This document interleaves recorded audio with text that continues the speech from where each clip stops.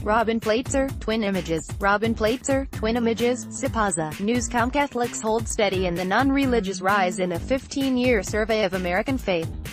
Just 15 years ago, fully half of the country identified as Protestants.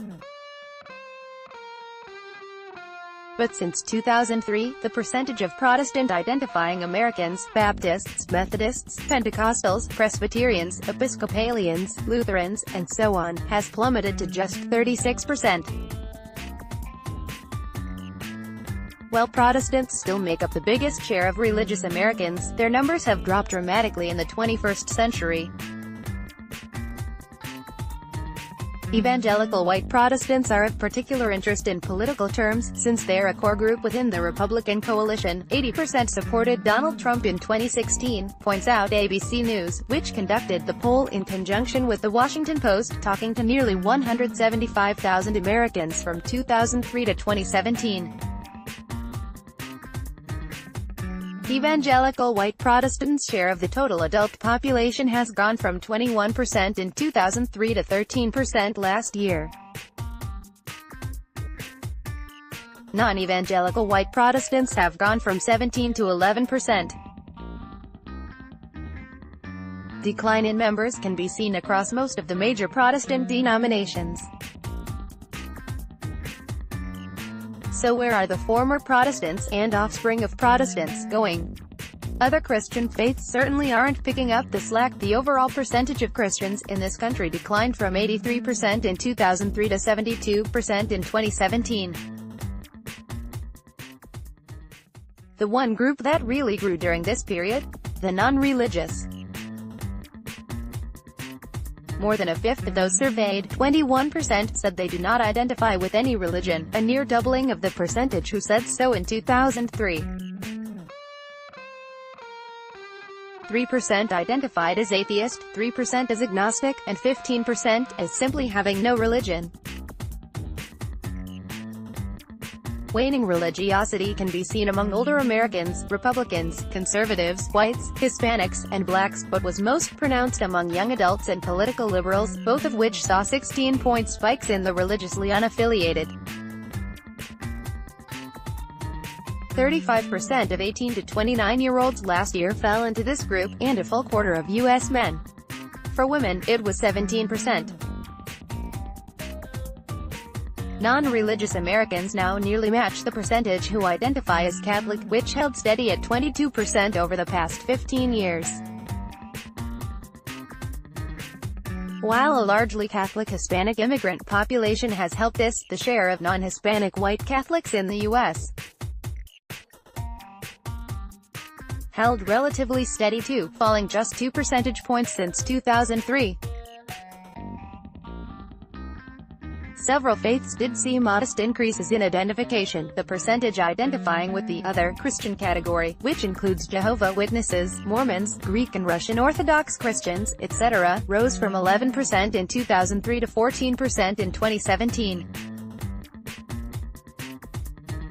The number identifying with a non-Christian religion rose from 4 to 5%. Free mind's right to stay silent comes before SipaUSA. The First Amendment isn't just protect Americans' right to speak. It protects our right to avoid becoming a mobile billboard for the state's ideological message, as the Supreme Court wrote in Woolley v. Maynard.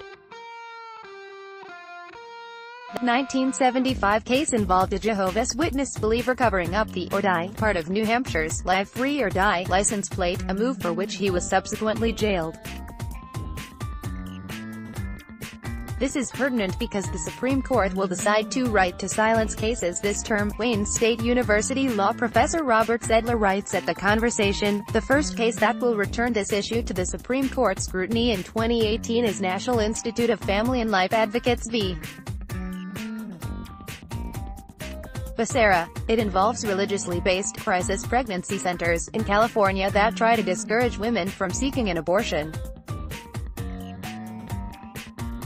New legislation requires those centers to post notices about other women's health services available in the state, including abortions. the second right to silence case before the Supreme Court this term. Janus v.